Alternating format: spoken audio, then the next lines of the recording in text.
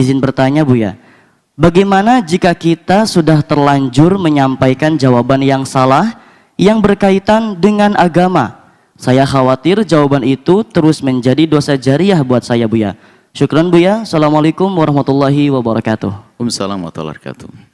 Pertanyaan yang bagus sekali. Dan hendaknya pertanyaan itu harus ada pada setiap orang yang selama ini menyampaikan pesan-pesan, fatwa, hukum.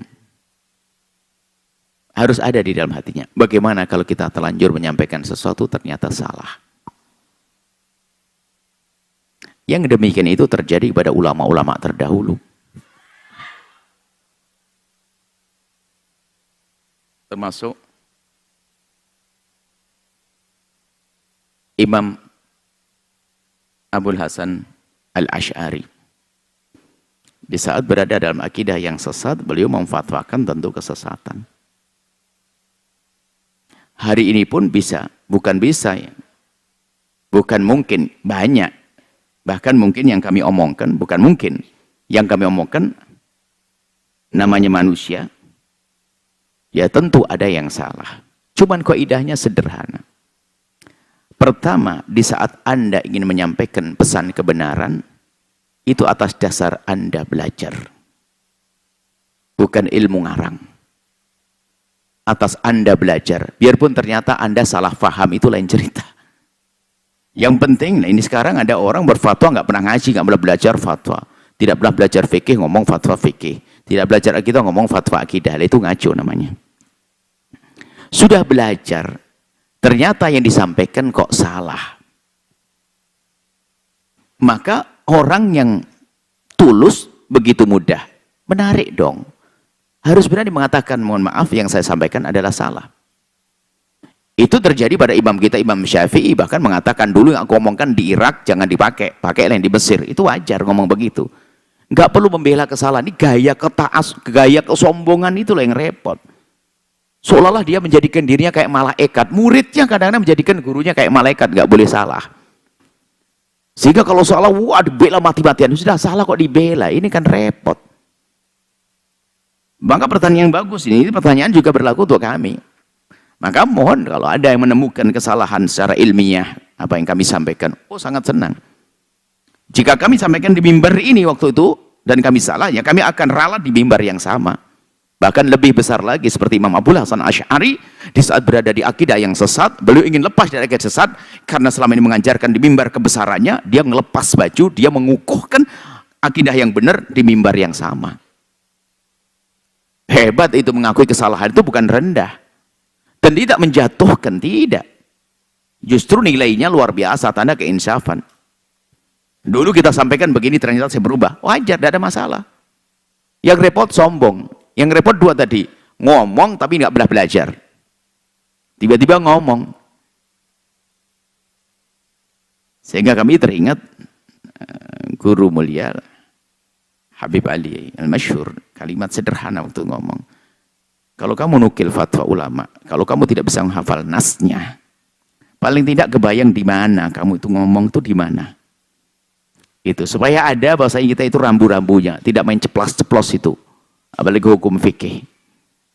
Makanya kami hadirkan di mimbar ini adalah itu nyontek saya itu dari ilmu para ulama.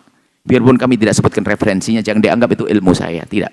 Makanya kalau ternyata ada kesalahan, sampaikan, nanti akan kami ralat di mimbar yang sama.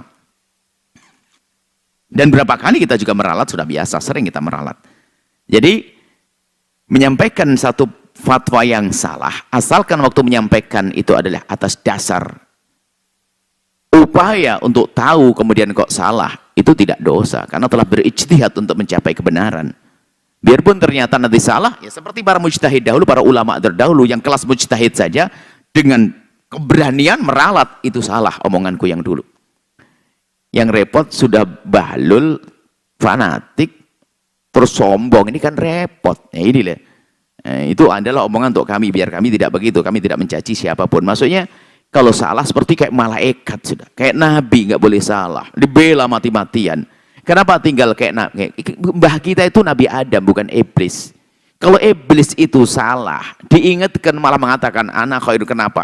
Beralasan dia, anak khairun minhu. Aku lebih bagus dari dia. Tapi kalau kita ini anaknya Nabi Adam, cucu Nabi Adam, kalau dikatakan salah, ditegur, langsung hendaknya insaf Rabbana dzalamna anfusana. Ngakui, nggak usah pakai gaya sombong.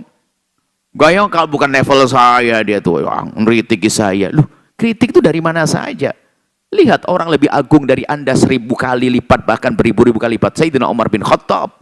Bagaimana di atas mimbar diingatkan oleh orang awam tentang kesalahannya, tidak marah dia. Malah dia mengatakan, mendoakan rahimallah imra'an ahdali uyubi. Semoga Allah memberikan kasih sayang orang itulah yang telah menunjukkan kekuranganku.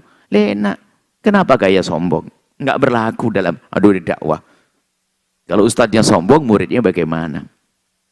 Menjelaskan, iya, barangkali yang menyalahkan juga salah. Kita menjelaskan argumentasi. Tapi enggak perlu deh kita marah. Kalau kita tegur, enggak perlu marah. Ditegur, terima kasih. Biarpun ternyata menegur salah, nggak perlu kita marah, lo goblok-goblokin dia. Oh, nggak tahu, goblok, ngingetin saya. Levelmu level apa? Loh, kok sombong? Memang yang mengingatkan harus lebih pinter.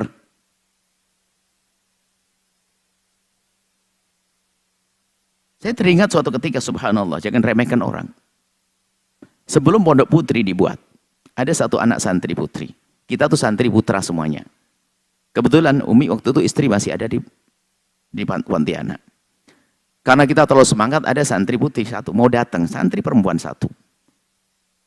Lalu ada seorang tukang becak datang. Kemudian kita cerita, insya Allah besok ada santri putri masuk. Satu anak. Sementara di dalam rumah itu laki ada 7 atau 8 laki-laki. Karena kita sisi yang kita hanya terpesona dengan pengen dakwah, pengen cepet lah gitu. Ada santri masuk, oke lah diterima. Tiba-tiba seorang tukang becak yang sore ini berkata, Buya, kan Umi belum ada di sini. Santrinya laki semuanya. Apa kira-kira elok pantas kalau ada santri putri tiba-tiba masuk sendirian? Benar juga. Langsung kita cancel waktu itu. Yang ingatkan bukan seorang alim. Allah kirim tiba-tiba orang becak mampir. Waktu itu masih di Karangjala. Tiba-tiba mampir ngingetin, iya betul, langsung kita cancel. Wong istri masih ada di. Kenapa kok saya datangkan santri perempuan? Nah ini subhanallah. Biarpun tidak terjadi apa-apa, mungkin pandangan orang jadi suudzon dan sebagainya. Maksudnya apa? Yang mengingatkan bisa saja orang yang tidak pernah kita duga-duga. Jangan remehkan siapapun. Maka ini pertanyaan yang bagus sekali, sebenarnya pertanyaan untuk kami itu kayaknya. Sebetulnya yang banyak ngomong kita ini, banyak mengeluarkan fatwa. Maka kami himbau kepada siapapun yang mengerti tentang fatwa.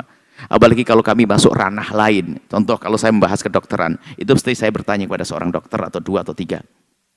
Jika saya membahas tentang psikologi, saya sudah bertanya pada pakarnya. Itu bukan ilmu saya. Pastikan itu. Saya tidak ngarang-ngarang gitu ya. Kalaupun salah, saya akan kembalikan kepada yang mengatakan. Begitu. Jadi seperti tolonglah. Insaf, jangan biasa sombong. Apalagi hukum Allah, hukum fikih, hukum halal haram.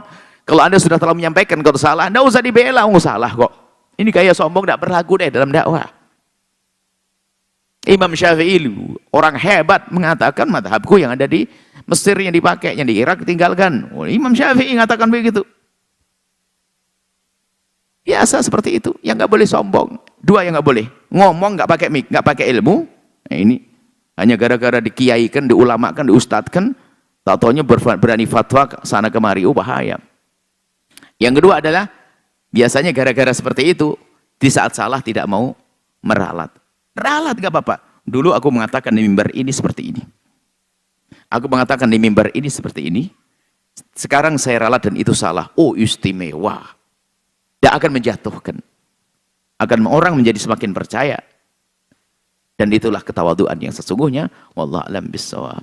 Setelah Anda menyaksikan video ini, jangan lupa berselawat kepada baginda Nabi Muhammad sallallahu alaihi wa alihi wa sahbihi wasallam.